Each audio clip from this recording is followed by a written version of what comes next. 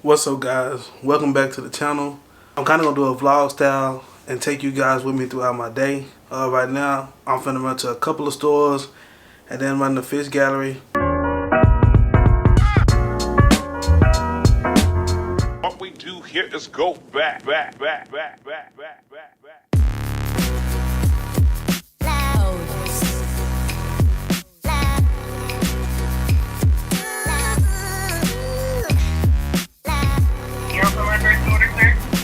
Your 44-ounce high tea, and that's it for the first one.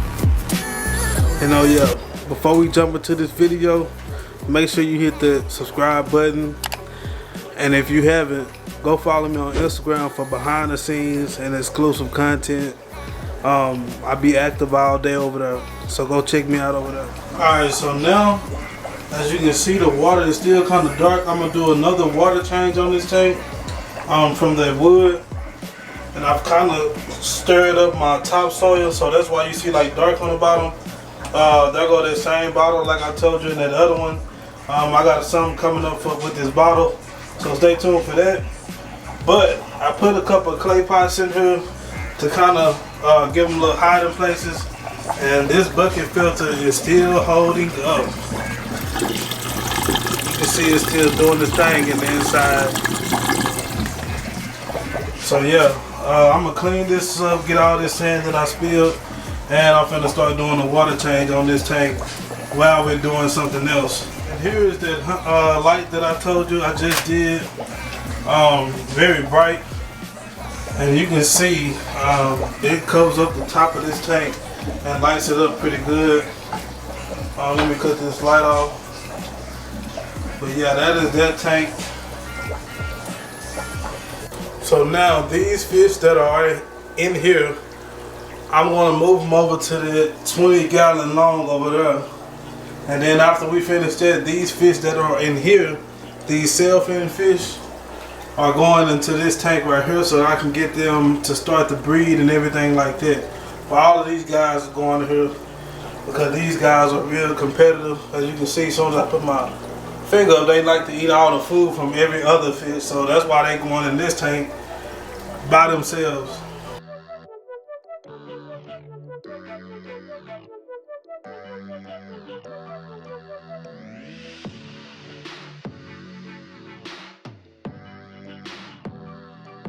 Okay, so now I have most of the fish into this tank that was in the other tank.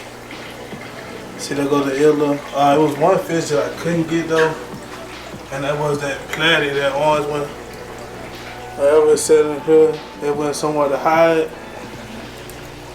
It was pretty fast, so I could not get it, but I'm gonna get it though. So now it's time to move these guys. Look at this ucky gucky water, all this algae in here, so that I can put them in this bigger tank. They've been quarantining for a minute, so it's time to move them out of there.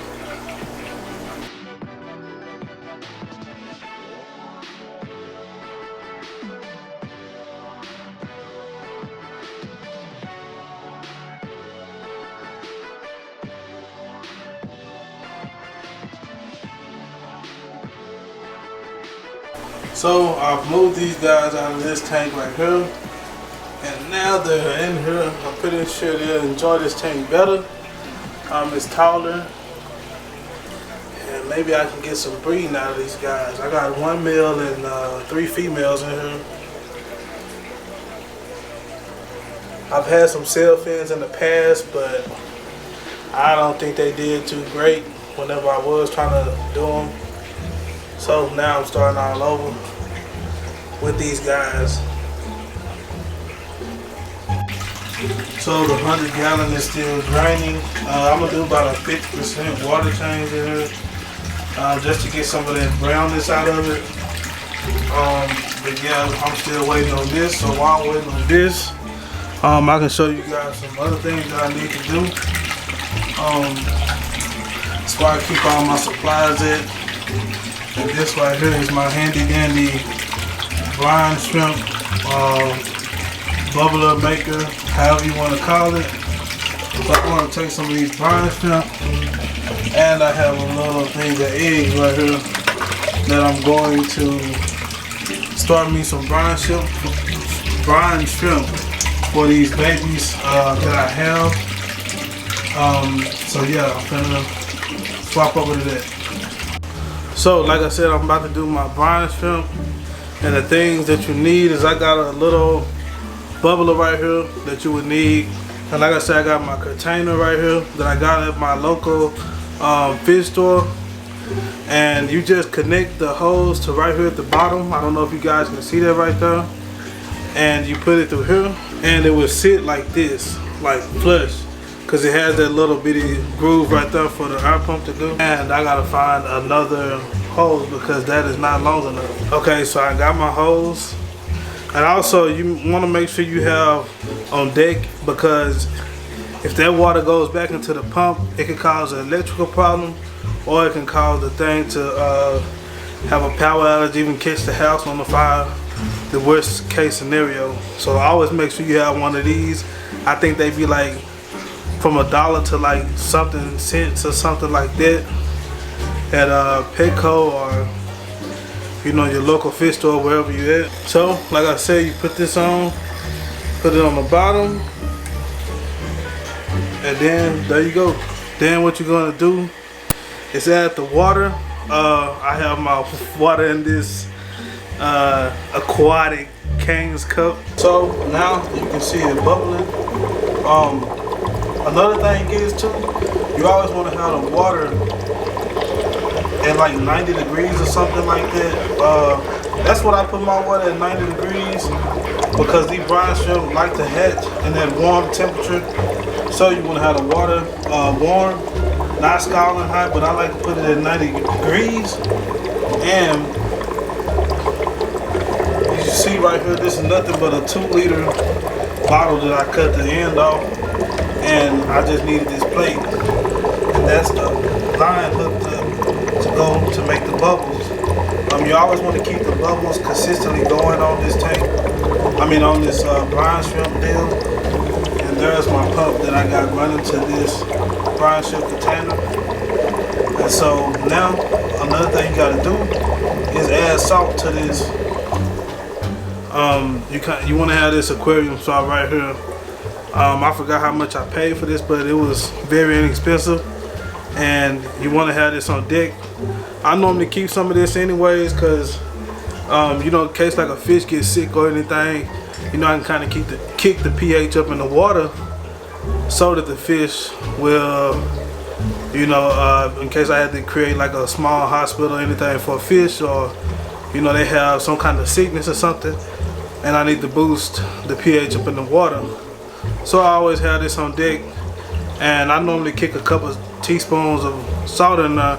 You don't want to use table salt, because if you use that, you would kill your fish, because that stuff is made totally different of what this is made out of. So this is the product. You can see those brine shrimp in there tossing and tumbling and everything.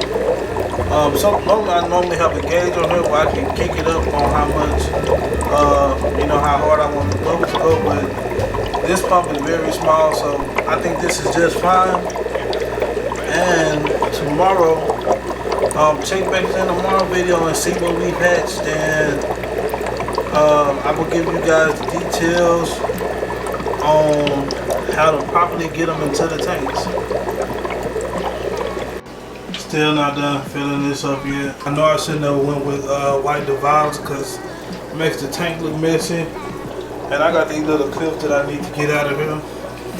So now the 100 gallon is back full, and now that I'm awake a little bit, I put some prime in there and letting it sit for. I might wait till tomorrow to put this fish in there. I don't know yet, I haven't decided, but I'm waiting for now. So that this water can get back to the right temperature. I got to sit that little thermometer in there. It says 72 degrees right now, so that is that. On to the next. So now it is time for me to clean this tank and get this ucky gucky stuff out of here. As you can see, this tank is now disturbed. It is tore up. I had to take it outside to rinse these rocks off, but it's getting clear now. I'm finna put an on the back filter on this so I can speed the process up of it clearing, so that I can add some fish that I got that I'm finna reveal to y'all. So I got this on the back filter right there, just temporarily filtering this water. As you can see, it is on with that nasty water around. I normally don't run on the back filters. I like to run bubble filters because the fish that I'm putting in here is live barriers, so you know, to be good for the babies or whatnot. Look at all this gunk that I pulled out of this tank. All like nothing but like transplants. I had like this fern right here going in there, but I mean, it had moss covered on it, so I don't want a chance. I'm going to be putting some guppy grass in there for one of these tanks. But yeah, this is what I had in there, and it was causing me to have an outbreak. Okay, so let's take a look at my betas. I have to leave this tank right here, which I have to be very careful with because of these babies in here. But look at this tank right here. I need to do some scrubbing. I don't really worry about the dividers, but this glass I need to clean. And tomorrow I'm gonna be putting my tannins in. I can't put them in today, so I'll be putting those in tomorrow.